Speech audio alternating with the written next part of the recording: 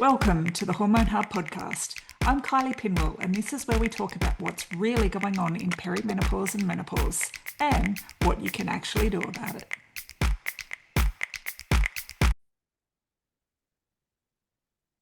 I get asked about HRT constantly. And the most common question these days isn't should I take it, which was the conversation a few years ago, but now it's which one should I take? What does each one do? How do I know what I need? And the problem is, a lot of women are handed a prescription without a proper explanation of what they're taking and why. So, today we're going to fix that. We're going to look at three hormones, what each one does, what happens when you lose it, and what the options are, and how to think about what you might need and what might be right for you. Now, this is not medical advice, this is information. So you can go and have a better conversation with your doctor. So 100% every time, informed women get better outcomes. Now, first up, let's have a look at the terminology. We want to move away from HRT. So, HRT, hormone replacement therapy, we're not replacing those hormones. Where the current terminology, MHT, is menopause hormone therapy. So, if you kind of get your head around the new terminology, we're never replacing those lost hormones. So our body, once our hormone production starts to decline, we're never replacing those back to our, fertile times. What we're doing is we're topping up. So we're keeping a baseline. We're not replacing the levels of hormones that we had like back to when we were having children and having regular periods. So yeah, MHT. So it can be used interchangeably, but I really want to move away from HRT as a term. Okay, so first up, let's talk about estrogen. So this is the hormone that we all know about, but not as well as we think. So what it does is estrogen's responsible for regulating our menstrual cycle. It protects our bone density. So when we lose estrogen post-menopause, this is the primary driver of osteoporosis in women. Estrogen also supports our brain function, our memory, our mood. We have estrogen receptors throughout our whole brain. Estrogen also keeps our skin, our hair, our connective tissue healthy. It protects our cardiovascular health. It keeps our vaginal and our urethral tissue healthy. So, if you listened to our previous episode, you will know why I'm recommending or suggest that everyone looks into vaginal estrogen. Estrogen also influences our sleep quality and our body temperature regulation. So, when estrogen declines, we're not just getting hot flushes, we're losing protection across almost every single system in your body. And that's why this matters. Also helps with our insulin regulation as well. So, this is where the weight gain in menopause comes into play as well. So when our estrogen declines, yeah, hot flushes kick in, night sweats kick in. We are at risk of bone density loss, more joint pain, brain fog, memory changes, mood shifts. So you don't necessarily have dementia, but 100% those estrogen changes to your brain impacts us. Vaginal and urethral tissue changes. So, as we talked about just previously, that those genital urinary symptoms of menopause, skin changes, hair thinning, broken sleep, and an increased cardiovascular risk over time. So, losing estrogen isn't just a vanity issue, it's a whole body health issue. So, we do really need to pay attention. So, what's available to us in terms of estrogen in MHT? So, estradiol. So, that's what we want to look at. That's our body identical form of estrogen. So, it's the form our body actually makes. And this is what we want to, use in this hormone therapy. So previously there, and it still is available, it's not what we're recommending in 2025, was a conjugated equine estrogen. So basically concentrated pregnant mare urine, for one of the better term. So, brands like Premarin is derived from horse urine. So it's synthetic. This is the old school version of HRT and definitely not what we want now. So, in terms of how we get estrogen delivered to our body where it needs and done in a safe way, we can look at patches. So, these are transdermal, so that means through the skin. This bypasses the liver, so there's a lower blood clot risk. Currently, the patches are in short supply globally, so it's an issue here in Australia. I know it's an issue in the US. So, alternatives to the patches could be a gel. So, something like Estrogel or Sandrina. Again, it's transdermal, so we apply it to our skin daily. A great alternative to patches if they're not available to you. We can get estradiol in an oral tablet, but this does go through the liver, so it is slightly higher blood clot risk than a transdermal method. So it's still used, but it's probably not the first choice for most people. You can get estradiol implants. These are less common but longer acting. And then, of course, there's vaginal estrogen. So it's locally applied to the vagina, labia, that whole area. And we covered this in episode 128. So, if you are suffering UTIs, dryness, just feeling uncomfortable, painful sex, definitely go back and listen to the episode on vaginal estrogen. But yeah, so if we think about estrogen, transdermal, so through the skin, is definitely preferred because it bypasses the liver and a better risk profile for clotting. So this is definitely worth discussing with your doctor if you have high blood pressure or you've been marked at high risk of, and you've been told no.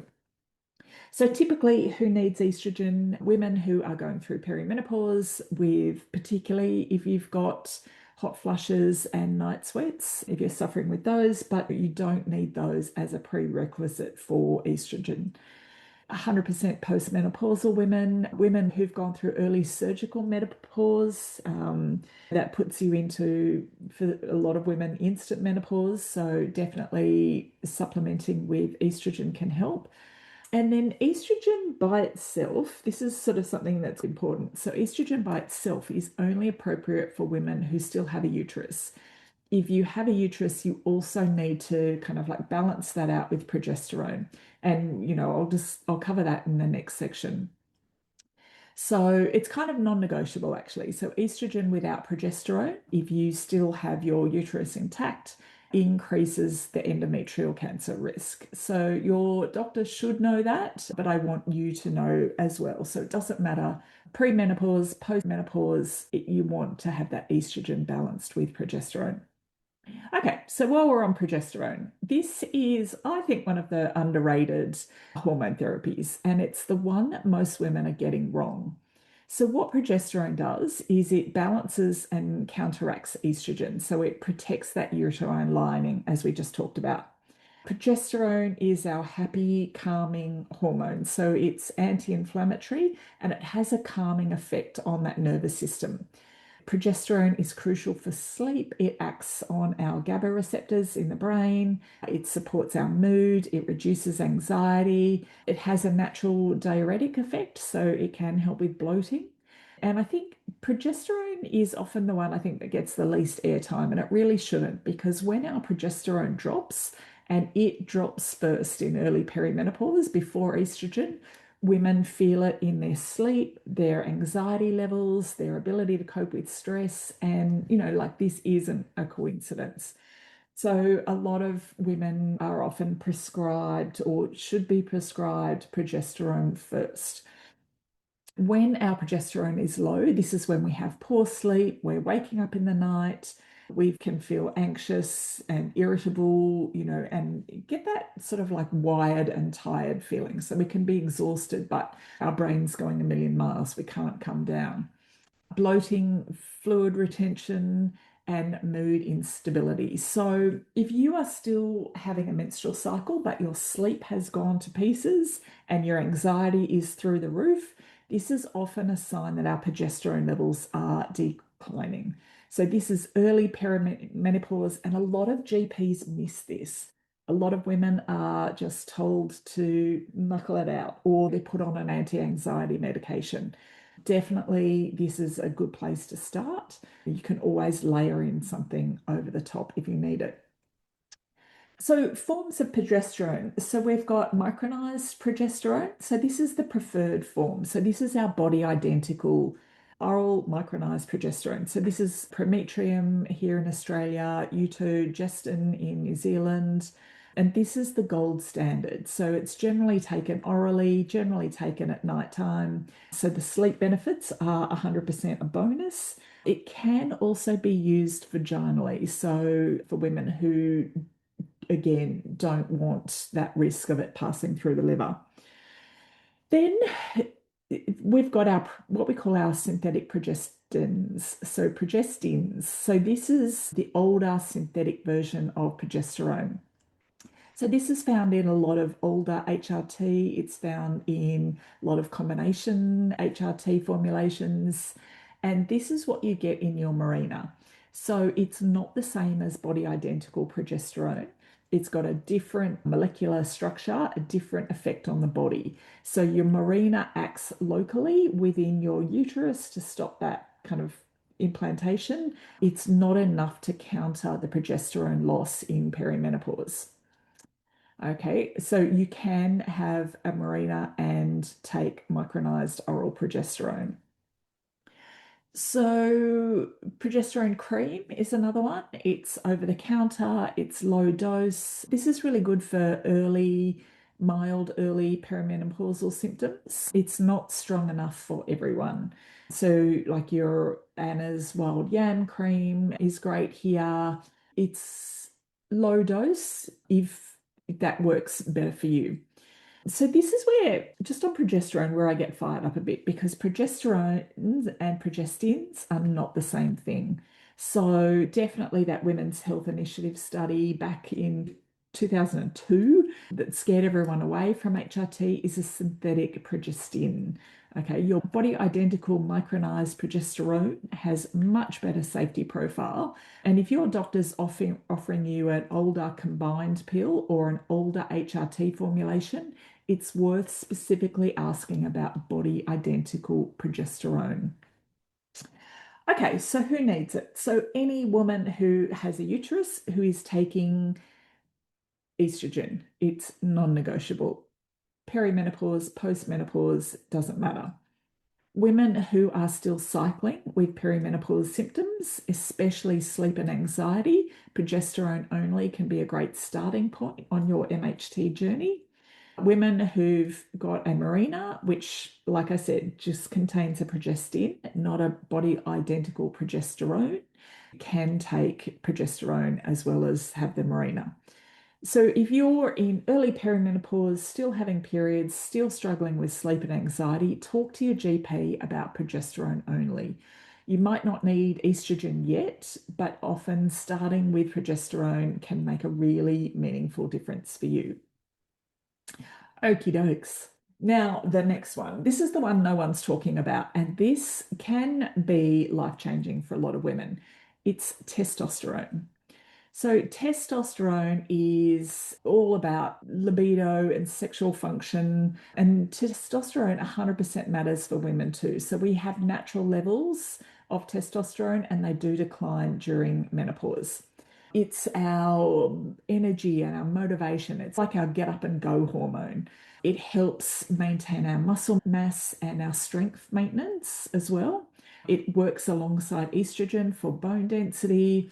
Testosterone can help with our cognitive function, that focus and mental sharpness. It can support our mood and our sense of well-being. So, testosterone, like I said, it's not just a male hormone. Women naturally make testosterone. We need it and we lose it in our 40s and 50s. And when it goes, women often describe feeling flat. So, not depressed exactly, but just flat. No kind of drive, no spark. And often that's testosterone. So, what happens when testosterone levels drop? Often the first thing women notice is low libido, fatigue that doesn't fix, that doesn't get better with a good night's sleep, muscle loss despite exercise. So, this can be really frustrating for active women. less motivation, flat mood, brain fog, difficulty concentrating. So I often have women who come to me who are on estrogen and progesterone and still feel like something's missing. And often it's testosterone. So it's 100% worth asking your doctor about. So, different forms of testosterone. So, there's a compounded testosterone cream for women called Androfem. So, this is applied again through the skin, so transdermally, so often on the inner arm or thigh. Now, testosterone is not yet TGA approved for women in Australia, which is mad. It is prescribed off label, which is perfectly legal and quite common. And it's worth knowing. So don't be alarmed if your doctor mentions it or if you ask for it and your doctor gives it to you. It is approved. Sorry, it is not approved by the TGA, but it is quite legal and quite common. Now, bear in mind that testosterone doses for women are very low, so it's a fraction of what men would use. And the goal is to restore normal female physiological levels of testosterone. We're not looking at creating a masculine kind of environment. So just low dose can be enough to make a difference. Now, some of the side effects which can happen and side effects are rare, but it's good to be aware of at the appropriate doses. It could be acne and increased hair growth if the dose is too high. So generally it's hair growth where we don't want it. So not on your head, but you might notice it on your chin or perhaps on your chest or somewhere like that. And this is easily adjusted. You just drop the dose. So, testosterone's got this reputation for being a male thing, and women are sometimes nervous about it. But the doses we're talking about here are tiny. We're just supporting what your body used to make. And for a lot of women, generally, it can make the difference just in motivation, drive, libido, mental clarity. It can be quite significant change. So, who would benefit from testosterone? So, generally, women who have persistent low libido, despite having your estrogen being optimized, women who have significant fatigue and flat mood, active women who are losing muscle despite exercise, good nutrition, women with brain fog that hasn't resolved with estrogen. So testosterone is often the last thing that's sort of layered in. So once estrogen and progesterone have been sorted, but if you feel like something's still missing, it's a good thing to have that conversation with your doctor, bring it up and ask the question. Okay, so if we pull this all together, who needs what and at which stage? So let's break it down. So if you are still having a cycle, your early perimenopause, progesterone only is often the best starting point. This addresses your sleep, anxiety, heavy periods, early mood changes. And estrogen's generally not usually needed unless you have those significant vasomotor symptoms, so your hot flushes, your night sweats. So once perimenopause starts ramping up with more symptoms, you can look at a combination of estrogen plus progesterone. So we're looking at specifically body identical transdermal estrogen plus a micronised oral progesterone. So a patch, a gel, a cream in your estrogen plus a tablet for your progesterone. And then consider adding testosterone in if your libido is tanked or you have energy or losing muscle are concerns of yours. And then for all of my postmenopause friends, definitely a combination therapy is appropriate for most women. Vaginal estrogen, just to circle back to episode 128, is great for all women, regardless of what you decide with estrogen, progesterone, and testosterone. All women, vaginal estrogen started in your early 40s. Honestly, the earlier you get onto that, the more effective it's going to be and the less sort of long-term impacts you're going to have. And then testosterone, have the conversation if you feel it's relevant. Okay, so what about, I know there's sort of got an element of women who have been told they can't have MHT, it's not recommended for them. So, if you have had breast cancer or have breast cancer or have a family history of breast cancer, it really depends whether or not MHT is suitable for you, really depends on the type of breast cancer you had, the receptor status, and your individual risk. So these days, MHT isn't automatically a no if you've got risk factors for breast cancer. And it's definitely worth, I can't say yes or no or anything like that. It's a conversation and it's a decision to be had between your specialist and your oncologist and yourself. Okay, so you've also got to do what you feel comfortable with. If you are at clot risk, transdermal estrogen has a very different risk profile to an oral estrogen. So patches and gels bypass the liver and they don't increase clot risk in the same way. If you've had high blood pressure, transdermal estrogen is generally safer than oral for this as well. So similar to the clot risk. Early menopause under, say, 40 or under 45, MHT is generally strongly recommended, at least until the average age of natural menopause. So this is, early 50s. And the risks of not replacing hormones in that sort of younger age group are quite significant.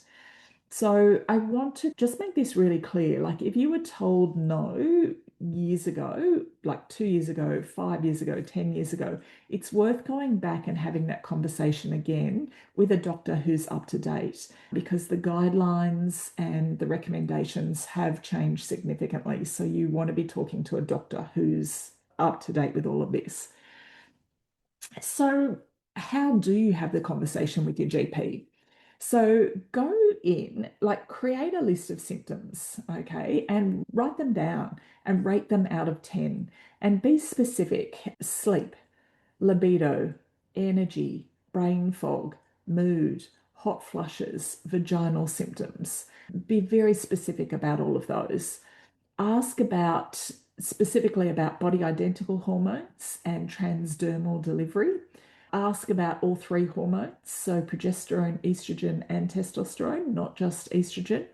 If your GP is dismissive or unfamiliar, ask for a referral to a gynecologist or ask for a referral to a GP who has a menopause interest.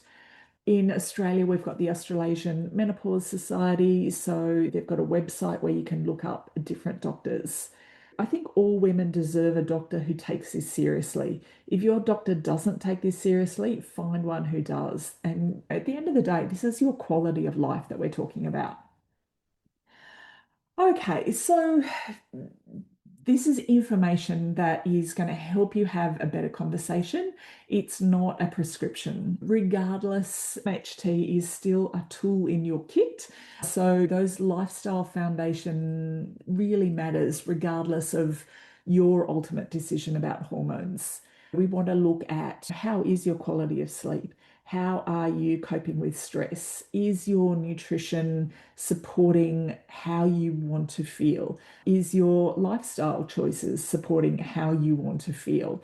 If you are looking for extra support, we have the hormone reset, we have the hormone code program. All of these are designed to help you so you can work independently with the information that I've got in the hormone reset, or we can look at working one-on-one together if you would like my support, my guidelines. So all of the links are in the show notes. So if this episode helped you, please share it. If you have questions, hit reply on any of my emails. I read them all. And yeah, share it with your friends, share it with your work colleagues, share it with your book club, your pickleball team, everyone who needs to hear it. Big love, and I will see you in the next episode. Thanks for listening to the Hormone Hub podcast. If you enjoyed this episode, make sure you follow so you never miss a new one. And for more practical hormone support, visit myhormonehub.com.